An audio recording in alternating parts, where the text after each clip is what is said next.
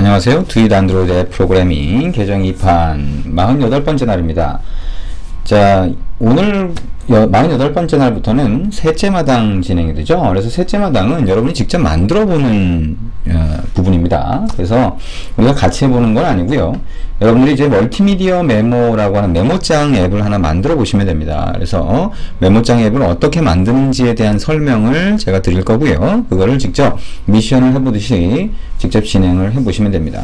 그래서 멀티미디어 메모라고 하는 이 메모장 앱은 뭐냐? 자, 지금 여기 보시는 것처럼 자, 앱은 앱인데요. 자, 여기에 메모를 하게 되어 있는 앱이에요. 근데 일반적으로 그냥 텍스트만 이렇게 키패드에서 쓰는 게 아니라 우리가 손글씨를 쓰거나, 자, 손글씨는 결국에는 그림처럼 그리는 거잖아요. 그죠? 그러니까 손으로 이렇게 그림을 그리듯이 글자를 거기 쓰는 걸 얘기를 하는 겁니다. 그래서 요즘에는 이제 글씨를 쓰면 그거를 OCR이라고 해서 글자 인식을 해서 텍스트로 변환하거나 하는 것도 있죠. 근데 어쨌든 자, 글씨를 쓰는데 텍스트로 입력할 수도 있고 그 다음에 손글씨로 입력할 수도 있다는 겁니다. 그 다음에 그것만 있는 게 아니라 사진을 찍어서 저장할 수도 있어요. 우리가 메모를 할 때 사진을 딱 찍고 거기에 메모를 할 수도 있겠죠. 자, 그런 거. 그 다음에 음성 녹음을 하거나 동영상 녹화를 할 수도 있는 겁니다.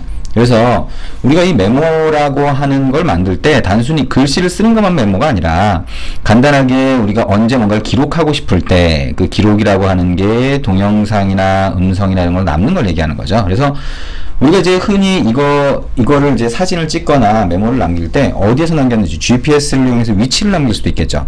그리고 내가 어느 방향을 보고 있는지 방향 센서를 사용할 수도 있겠죠. 자, 그런 것처럼 다양한 정보를 우리가 메모 앱에서 남길 수가 있어요. 그래서 사실 여러분들이 앱 중에서 굉장히 많이 사용하는 앱 중에 하나가 메모 앱입니다. 그래서 메모 앱 중에서 에버노트니 뭐 이런 것들 보시면 굉장히 다양한 기능으로 확장되는 걸 볼 수가 있죠.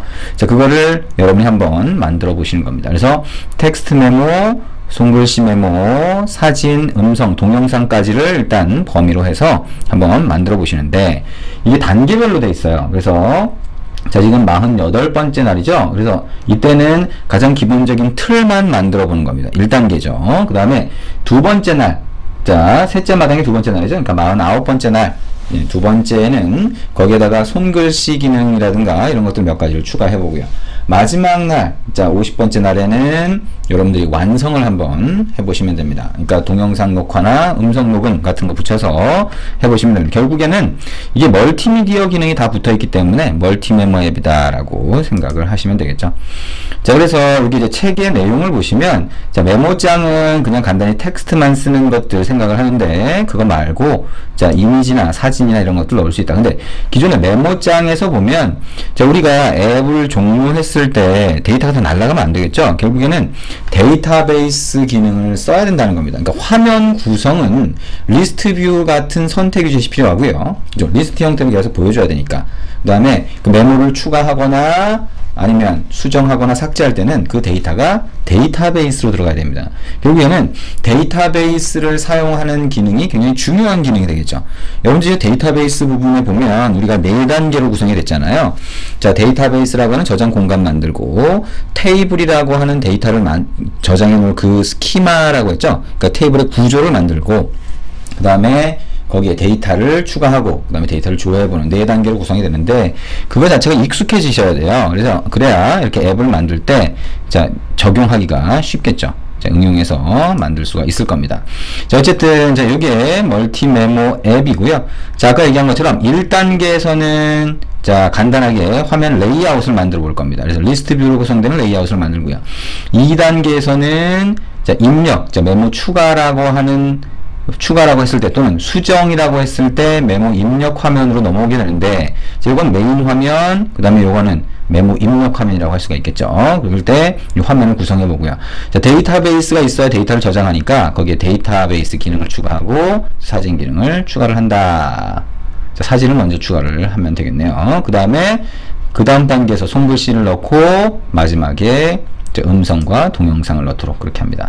자, 그럼 이제 첫 번째 단계로 가보면, 자, 첫 번째 단계는 메인 화면 구성인데요. 아까 얘기한 것처럼 자, 위쪽에 타이틀이 있고 가운데 리스트 뷰가 있고 아래쪽에 버튼들이 있도록 만들어 보시면 됩니다. 그리고 각각의 리스트 뷰의 아이템은 자, 왼쪽에 사진이 있고, 자, 우리가 나중에 사진과 동영상과 음성 기능을 다 붙일 거잖아요. 그래서 이렇게 동영상이 혹시 만들어졌으면 여기 아이콘으로 표시를 할 겁니다. 안 만들어졌으면 흐릿하게 없다라고 하는 표시를 할 거고요. 액티브, 인액티브 뭐 이런 형태가 되겠죠. 오른쪽에는 텍스트로 입력한 메모를 보여주고, 아래쪽에는 손글씨를 간단하게 보여주도록 합니다. 자, 이거를 실제 이제 프로젝트를 보시면, 자, 멀티메모 스테이지 01이라고 하는 샘플 프로젝트가 됩니다. 자, 이 샘플 프로젝트를 열어보시면 제일 먼저 다른 사람이 만든 프로젝트를 볼 때는 매니페스트를 보는 게 사실 좋아요. 제일 처음에 볼 때.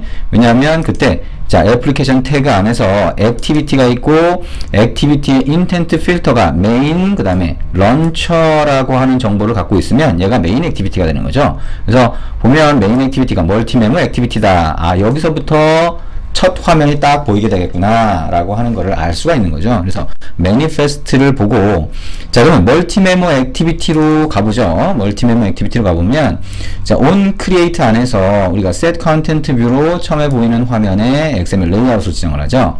저 액티비티 메인처럼 여기 main.xml이라고 되어 있네요.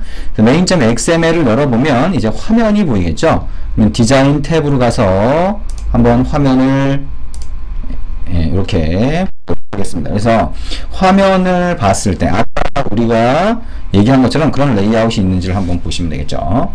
자, 여러분들이 실제로는 이렇게 샘플 프로젝트를 그냥 열어서 실행해 보시는 게 아니라 요 구조를 그대로 한번 만들어 보시는 게 좋죠.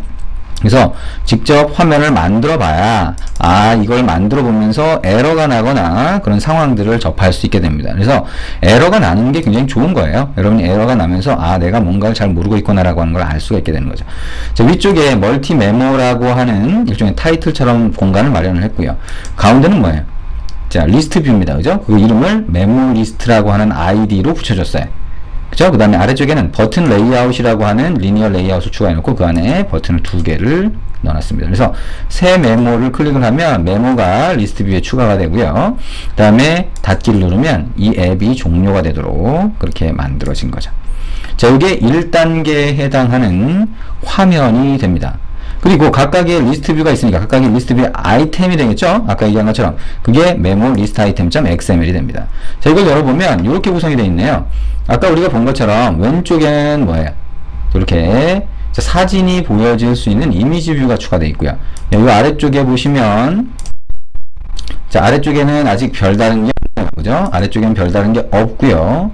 자, 여기 보면 자, 이게 뭘까요? 날짜. 그죠? 일시가 되겠죠? 그래서 우리가 이 메모를 추가한 일시가 추가가 되는 거고, 여기에 입력한 글자가 표시가 되게 그렇게 해놓은 겁니다.